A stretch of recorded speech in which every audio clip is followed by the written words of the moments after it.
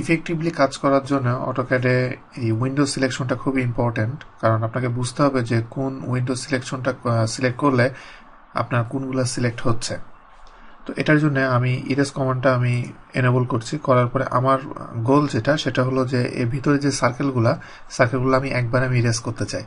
তো সেটা করতে গেলে আমাকে যেটা করতে হবে, লেফট টু রাইট, বাম দিক থেকে আমি যদি ডান দিকে এরকম সিলেক্ট করি, তাহলে এখানে সিলেকশন কালারটা দেখাচ্ছে হলো এখানে ব্লু মানে হলো এই কমপ্লিটলি অবজেক্টগুলা যদি এটার ভিতরে পড়ে তাহলেই সেই অবজেক্টগুলো সিলেক্ট হবে। তার মানে লম্বা যে লাইনগুলা বারগুলা দেখতে পাচ্ছেন ওইগুলা এর ভিতরে পড়ছে না কমপ্লিটলি, তার মানে ওগুলা সিলেক্ট হবে না।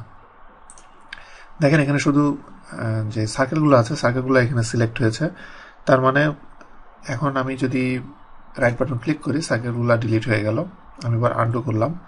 এখন আমি যদি মনে করি যে আমি বারগুলো শুধু ডিলিট করতে চাই, বারগুলো ডিলিট করতে গেলে আমি ইরেজ টুলটা আবার এনেবল করলাম। করার পরে এবার আমি যেটা করব, রাইট টু লেফট, ডান দিক থেকে বাম দিকে আমি যদি আসি, এবং এটা হলো পার্শিয়াল সিলেক্ট বলা, মানে উইন্ডো ক্রস উইন্ডো সিলেকশন বলা হয়।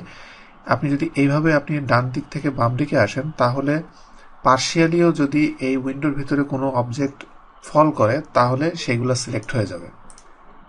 দেখেন এখানে শুধু বারগুলো সবগুলো সিলেক্ট হয়েছে। এবার আমি রাইট বাটন ক্লিক করলে খুব সহজে এগুলো ডিলিট হয়ে গেল।